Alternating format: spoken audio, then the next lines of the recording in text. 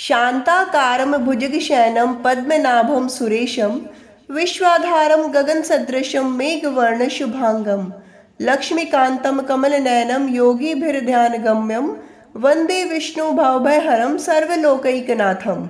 हे अनंत भगवान, आप ही संसार के आधार हैं। आप ही अनंत शक्ति और शांति के स्वरूप हैं। हम सभी को अपनी कृपा दृष्टि प्रदान करें। हरे कृष्णा। प्रिय श्रोताओं, भाद्रपद मास के शुक्ल पक्ष की चतुर्दशी तिथि को मनाया जाने वाला अनंत चतुर्दशी पर्व अत्यंत ही पावन और पुण्यदायी है और यह दिन अनंत भगवान श्री विष्णु को समर्पित है। कहा जाता है कि जो मनुष्य इस दिन अनंत भगवान का व्रत करके पूजा करता है और कथा श्रवण करता है, उसके समस्त दुख संकट कलेश दूर होकर जीवन में सुख शांति और समृद्धि का वास होता है।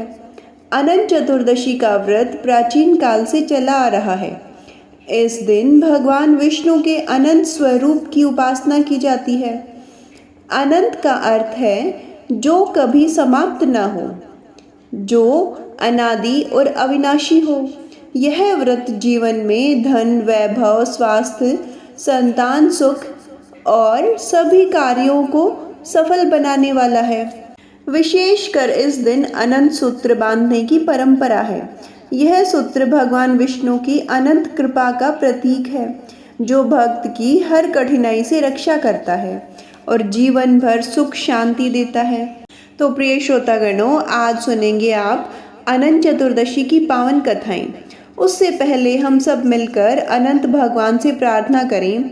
हे अनंत भगवान, यदि व्रत पूजा या स्मरण करते समय या कथा श्रवण करते समय हमसे कोई भूल चूक हो जाए तो कृपा करके अपनी करुणा से हमें क्षमा प्रदान करें।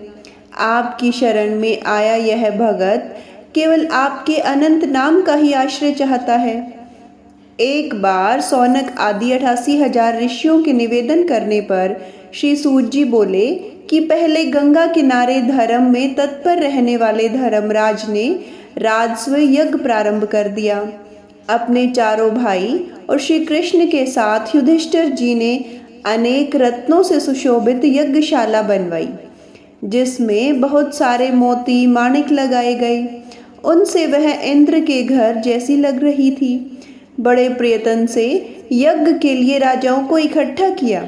हे राजन, उस समय गांधारी का पुत्र दुर्योधन यज्ञशाला में आता था। भवन कुछ इस प्रकार सजा था कि जहाँ पर पृथ्वी को देखने से ऐसा लगता था मानो आंगन में पानी भरा है। दुर्योधन उसमें कपड़े ऊंचे कर कर धीरे धीरे चलने लगा, लेकिन जहाँ पर पानी था वहाँ पर वह धरती का बोध करके उसमें गिर गया। यह सब देखकर द्रौपदी आदि सुंदरियां, राजा, ऋषि, मुनि आदि ने उसका उपहास किया, उस पर खूब हंसे। दुर्योधन भी सामान्य नहीं था। उसे भी क्रोध आ गया और वह रुष्ट होकर मामा के साथ अपने राज्य को चला गया। वह अपने तिरस्कार से बहुत आहत हुआ। उस समय शकुनी उससे मीठे मीठे वचन बोला कि हे राजन, क्रोध छोड़कर आगे अभी और बड़े बड़े कार्य करने हैं। हमारे पास ऐसे पासे हैं जो आपके अनुकूल ही अंक देंगे। इससे हम जुए में सभी राज्यों को जीत सकते हैं। अभी यज्ञशाला चलें। शकुनी के इस प्रकार समझाने पर वह वापस यज्ञशाला में आया। यज्ञ के पूरा होते ही जब सब राजा अपने अपने राज्य में चले गए, तब दुर्योधन भी चला गया। उधर दुर्योधन ने हस्तिनापुर में आकर अपनी बनाई योजना के अनुसार पांडवों को बुलाकर जुआ खेलना प्रारंभ किया और दुर्योधन ने छल से सारा राज्य जीत लिया। निष्पाप पांडव भी जुए से जीत लिए गए। इसके बाद वे वन में भटकने लगे। इस वृतांत को जानकर चारों भाइयों के साथ युधिष्ठिर महाराज को देखने की इच्छा से जगदीश्वर कृष्ण उपस्थित हुए। सूत जी बोले कि वनवासी दुखों के सताए पांडवों ने महाप्रभु श्री कृष्ण को देखकर उनके चरणों में मस्तक झुकाया। तब धर्मराज जी बोले कि हे केशव, मैं भाइयों के साथ बहुत दुखी हूँ। इस अनंत दुख सागर से हारा कैसे पीछा छूटे? किस देव की पूजा करने से मैं वापस अपने श्रेष्ठ राज्य को पा सकूंगा? क्या मैं कोई व्रत करूं जो आपकी कृपा से हम सभी का कल्याण हो जाए? यह सुनकर श्री कृष्ण बोले कि सब पापों का नाश करने वाला पवित्र एक अनंत व्रत है। हे युधिष्ठिर, वह स्त्री और पुरुषों के सभी कर्मों को पूर्ण करने वाला है। वह भाद्रपद शुक्ल पक्ष की 14 के दिन होता है। इसके करने मात्र से ही सभी पाप नष्ट हो जाते हैं। यह सुनकर युधिष्ठिर जी बोले कि हे प्रभु, आपने अनंत यह क्या कहा? क्या यह शेषनाग है अथवा तक्षक है, परमात्मा है या साक्षात ब्रह्मा? किसका नाम अनंत है? हे केशव, यह सत्य बताइए। यह सुनकर श्री कृष्ण बोले कि हे धर्मराज, मैं अनंत हूँ। आप मेरे उस रूप को समझिए जो काल आदि ग्रह रूप है, जिसके काल मुहूर्त दिन और रात्रि शरीर हैं, पक्ष मास ऋतु वर्ष और योग आदि की जिसकी व्यवस्था है वही काल है। उसी को मैंने अनंत कहा है। वही काल रूपी कृष्ण मैं भूमि के भार को उतारने और दैत्यों के मारने के लिए प्रकट हुआ हूँ। सज्जनों के पालन के लिए वसुदेव के कुल में पैदा हुए मुझे आदि मध्य और अनंत रहित श्री कृष्ण, श्री विष्णु, श्री हरि, श्री शिव, भास्कर, सोम, सर्वव्यापी ईश्वर, विश्व महाकाल और सृष्टि संहार और पालन करने वाला जानो।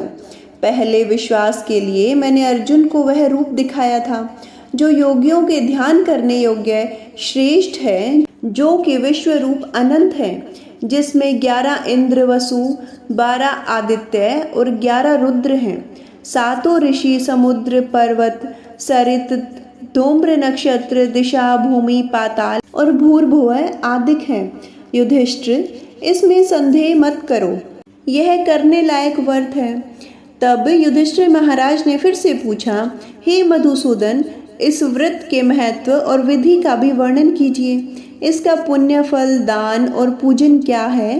पहले किसने इसे किया और मनुष्य लोक में यह व्रत कैसे आया? यह सब अनंत व्रत का विषय विस्तार पूर्वक बताइए। तब श्री कृष्ण बोले कि हे धर्मराज, पहले सतयुग में एक सुमंतु नामक विशिष्ट गोत्री ब्राह्मण थे। हे राजन, उन्होंने भृगु की दीक्षा नामक पुत्री के साथ विवाह किया था। उस पत्नी से उसे एक अमित उच्च लक्षणों वाली सुशीला नाम की कन्या पैदा हुई।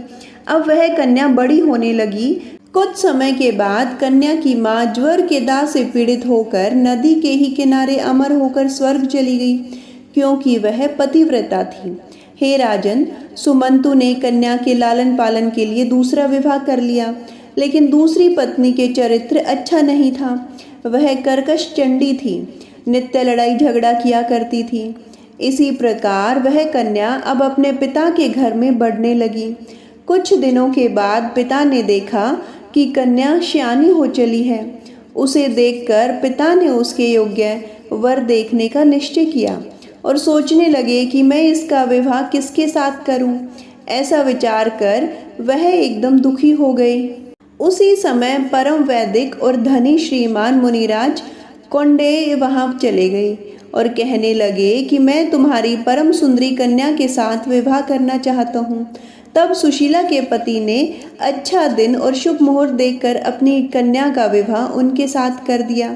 हे राजन, ग्रह सूत्र के अनुसार विवाह की तैयारियां शुरू हुई। स्त्रियां मंगल गान गाने लगी और ब्राह्मण स्वस्ति पाठ और बंदीगण जय जयकार करने लगे। विवाह करके ब्राह्मण ने अपनी पत्नी से कहा कि दामाद को सुंदर दहेज देना चाहिए। इतना सुनते ही कर्कशा को इतना क्रोध आया कि घर से मंडप तक उखाड़ डाली।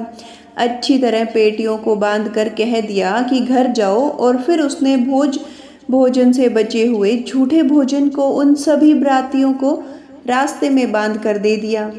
कहने लगी कि हमारे घर धन नहीं है, जो है उसे देख लीजिए। यह सुनकर हे धनराज, वह मुनि सुमंतु कुछ उदास हो गया। उधर कौंडिल्य मुनि भी ब्याह कर बैलों के रथ में सुशीला को चढ़ाकर धीरे धीरे रास्ता चलते चलते पवित्र यमुना नदी को देखकर रथ को रोककर नित्य कर्म करने के लिए उतर पड़े। रथ पर शिष्यों को नियुक्त कर दिया। मध्याह्न काल में भोजन के समय नदी किनारे उतरकर सुशीला ने लाल कपड़े पहने हुए स्त्रियों का एक विशाल समुदाय देखा। वह अनंत चतुर्दशी के दिन भक्ति भाव के साथ जनार्दन देव की पूजा कर रही थी। उनके साथ जाकर सुशीला ने धीरे से पूछा, हे सुयोग्य, यह मुझे बताइए कि कौन सा व्रत है। तब वे सब सुशीला से बोली, यह अनंत व्रत है, इसमें अनंत की पूजा होती है। सुशीला बोली कि मैं भी इस उत्तम व्रत को करूंगी, इसका विधि विधान क्या है, किसकी पूजा होती है। स्त्रियां कहने लगी, हे शीले, एक प्रशस्त अच्छा अन्य होना चाहिए जो कि उसकी वस्तु बने, उसका पुल्लिंग का नाम हो, जैसा कि मोदक नाम है। आधा ब्राह्मण को दक्षिणा के साथ दे दें और आधा अपने खाने के लिए रख लें। नदी के किनारे श्रद्धा के साथ इसका पूजन करना चाहिए। कुशा का शेष बनाकर बांस के पात्र पर रखना चाहिए। स्नान कर मंडल पर धूप दीप गंध पुष्प और अनेक तरह के पकवानों के साथ तैयार किए नैवेद्य से अनंत की पूजा करनी चाहिए। उसके आगे कुमकुम का रंगा हुआ 14 गांठों का डोरा रख के पवित्र गंध आदि से उसकी पूजा करें।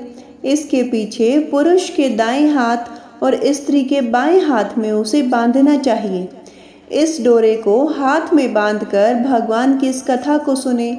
विश्व रूप नारायण अनंत भगवान का ध्यान करके भोजन आचमन कर फिर अपने घर जाना चाहिए। हे भद्रे, मैंने तुम्हें यह व्रत कह दिया है। तब श्री कृष्ण भगवान धर्मराज युधिष्ठिर को आगे बताते हुए कहने लगे, हे राजन, प्रसन्न हुई सुशीला ने भी हाथ में डोरा बांधकर व्रत किया। रास्ते में चलने वाले के लिए वह जो भोजन लाई थी उसमें से आधा ब्राह्मण के लिए दिया और आधा स्वयं ने ग्रहण किया। उसके बाद बैलों के रथ में बैठकर बड़ी ही प्रसन्नता के साथ वह पति के साथ घर चली गई। थोड़े ही समय के बाद उसे उस व्रत पर विश्वास हो गया कि इसी अनंत प्रभाव के कारण से उसके घर में बड़ा भारी गोधन हो गया है। धन धान्य के साथ घर लक्ष्मी से भरपूर हो गया है। वह अतिथि पूजन में आकुल व्याकुल हुई अच्छी लगती थी और मुक्तामणि चढ़ी हुई पूजनीय और मुक्ताहार से विभूषित रहा करती थी। देवंगनाओं की तरह संपन्न और सावित्री की तरह सुशोभित हो रही थी। घर में पति के समीप ही सुखी होकर वह विचरा करती थी। एक दिन वह अपने पति के समीप बैठी हुई थी। उसके हाथ में बंधा हुआ डोरा मुनि ने देखा और पूछा, यह डोरा क्यों धारण किया हुआ है? सत्य बोलो। तब सुशीला बोली कि जिसकी कृपा से धन धान्य आदि सभी संपत्तियां मनुष्य पाते हैं, वही अनंत मैंने धारण कर रखा है। सुशीला के इन वचनों को सुनकर धन में अंधे हुए ब्राह्मण ने निंदा पूर्वक कहा कि यह क्या अनंत अनंत लगा रखा है, अनंत क्या होता है? ऐसा कहकर उन्होंने मूर्खतावश उस अनंत को तोड़ डाला और उस पापी ने उसे दहकती आग में डाल दिया। सुशीला हाय हाय कहकर भागी और उस अनंत सूत्र को उठाकर दूध में डाल दिया। अब उसके घर में दरिद्रता ने डेरा डाल लिया और उनका सारा गोधन चोर चुरा कर ले गए। घर जल से भर गया, धन धान्य चला गया। जैसे घर में आया था वैसे ही सारा धन अनायास ही चला गया। स्वजनों से कलह और भाइयों से फटकार मिलने लगी। अनंत की निंदा करने के कारण घर में घोर दरिद्रता आ गई। भगवान श्री कृष्ण कहते हैं, हे युधिष्ठिर, अब उसके साथ कोई बात भी नहीं करता था। शरीर से संतप्त और मन से दुखी रहा करता था। परम वैराग्य को प्राप्त हो वह अपनी पत्नी से बोला कि हे सुशीले, एकदम यह शोक का कारण कहाँ से पैदा हो गया, जिससे हमें दुख और सब धन का नाश हो गया। परिवारजनों में घर में कलह रहता है, मुझसे कोई बात भी नहीं करता है। शरीर में संताप और मन में बहुत दुख रहता है। न जाने क्या पाप हुआ है, क्या करें जिससे कल्याण हो। तब उसकी पत्नी ने कहा, हे स्वामी, अनंत की उपेक्षा करने के कारण ऐसा हुआ है। यदि आप प्रयास करोगे तो पहले की तरह सब कुछ हो जाएगा। सुशीला के ऐसा कहते ही कौंडिल्य मुनि का मन भगवान के चरणों में लग गया और वैराग्य तो था ही। वे वन को चले गए। अब उन्होंने केवल वायु का सेवन करके तप करने का निश्चय कर लिया। मन में यही एक बात थी कि भगवान महाप्रभु अनंत को कब देखूंगा, जिनकी कृपा से संपन्न हुए और जिनकी निंदा करने से सब धन चला गया, वही मुझे सुख और दुख दोनों देने वाले हैं। ऐसा ध्यान करते हुए रास्ते में जो भी मिले सभी से अनंत का पता पूछते हुए वन में भटकने लगे। आखिरकार निराश होकर उन्होंने अपने प्राण त्याग देने का निश्चय किया। हे युधिष्ठिर, जैसे ही उन्होंने अपने गले में फंदा लगाया तब तक कृपालु अनंत देव प्रकट हो गए। वृद्ध ब्राह्मण के रूप में उनके सामने आए और बोले, यहाँ आओ। दायां हाथ पकड़कर गुफा में ले गए। वहां दिव्य पुरुषों और स्त्रियों वाली अपनी पुरी उन्हें दिखाई। वहां पर दिव्य सिंहासन पर विराजमान शंख चक्र गदा पद्म और गरुड़ से सुशोभित विश्व रूप अनंत को दिखाई दिया, जो कि विभूतियों के भेद से विराजमान और अमित बलशाली, कौस्तुभ से सुशोभित वनमाला से विभूषित देवेश अपराजिता अनंत को देखकर वंदना करते हुए जोर जोर से जयकार करके कहने लगे, मैं पापी हूँ, पाप कर्म करने वाला हूँ, आप रूप और पाप से ही पैदा हुआ हूँ। हे पुंडरीकाक्ष, मेरी रक्षा करो, मेरे सब पापों को हरने वाले बन जाओ। आप मेरा जन्म सफल कर दो, जीवन सुखी बना दो। आज आपके चरणों में मेरा माथा भोरा बन गया है। यह सुनकर अनंत देव प्रेममय वाणी से बोले, हे ब्राह्मण, डरो मत, जो मन में हो वह कहो। तब कौंडिल्य मुनि बोले कि माया और भौतिक अभिमान में आकर मैंने आपका डोरा तोड़ डाला था। उसी पाप के कारण मेरी विभूति नष्ट हो गई। स्वजनों के साथ घर में लड़ाई रहती है, मेरे साथ कोई बात नहीं करता। इसी दुख से मैं वन में आपको देखने के लिए चला आया। आपने कृपा करके मुझे दर्शन दिए। आपका डोरा तोड़ने पर मुझ पे पाप हुआ है। प्रभु, अब आपकी शांति भी मुझे बता दीजिए। यह सुनकर अनंत देव कौंडिल्य मुनि से बोले कि आप अपने घर जाइए, देर मत कीजिए। वहाँ भक्ति के साथ 14 वर्षों तक अनंत का उत्तम व्रत करें। सभी पापों को मिटाकर फिर तुम उत्तम सिद्धि प्राप्त कर सकोगे। पुत्र पौत्र पैदा करना चाहो तो वे भोग भी प्राप्त होंगे। अनंत काल में मेरा स्मरण करके निश्चय ही मुझे पाओगे। एक और वरदान मैं तुम सब लोगों को कल्याण के लिए देता हूँ। इस कथा और सुशीला के व्रत की बातों को जो मनुष्य इस शुभ व्रत को करता हुआ करेगा, वह मनुष्य पापों से मुक्त होकर परम गति को पा लेगा। हे ब्राह्मण, जिस शीघ्रता से तुम घर से आए थे, अब उसी तरह से अपने घर को जाओ। ऐसा कहकर भगवान अनंत वहीं अंतर्ध्यान हो गए और अब यह सब उन कौटिल्य मुनि के लिए एक स्वप्न सा हो गया। सब कुछ देखकर वह अपने घर वापस चले गए। उन्होंने इतने ही वर्ष अनंत के व्रत में बिताए जैसे कि अनंत भगवान की आज्ञा थी। भगवान श्री कृष्ण धर्मराज से कहते हैं, हे पांडुनंदन, उन सब बातों को भूलकर अंत में मेरे स्मरण को प्राप्त होकर वह कौंडिल्य मुनि अनंतपुर में चले गए। हे राजन, आप भी कथा को सुनते हुए व्रत कीजिए, आपकी भी इच्छा पूरी हो जाएगी। जैसा कि अनंत महाराज का वचन है, जो फल उन ब्राह्मण को 14 वर्षों में मिला था, वही फल कथा सहित व्रत को करने से एक ही वर्ष में मिल जाता है। हे राजन, मैंने तुम्हें यह सर्वश्रेष्ठ व्रत सुना दिया है।